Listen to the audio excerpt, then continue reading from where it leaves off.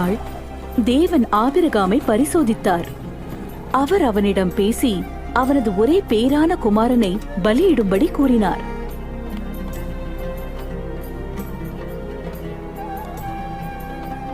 தனது மகன் மூலமாக தேவன் தனது சந்ததியை பெருக பண்ணி பூமியின் தேசத்தாரை ஆசிர்வதிப்பேன் என்று கொடுத்த வாக்கை அவன் அறிந்திருந்தான்.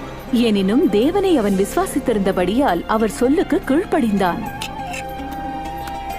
தேவன் கூப்பிட்டு, ஆபிரகாமே, இப்போதும் உனது ஒரே பேரான குமாரனை எனக்கு ஒப்புக் கொடுத்தபடியால் நீ எனக்கு கீழ்ப்படிந்ததை அறிந்திருக்கிறேன்.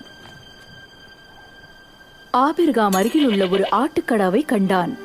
எனவே ஆபிரகாம் அதை தன் மகனுக்கு பதிலாக தேவனுக்கு பலியிட்டான். தேவன் ஆபிரகாமின் மகனுக்கு பதிலாக பலியிட ஒரு ஆட்டை கொடுத்ததை பாருங்கள். தமது பெரிய திட்டத்தின் ஒரு சாயலாக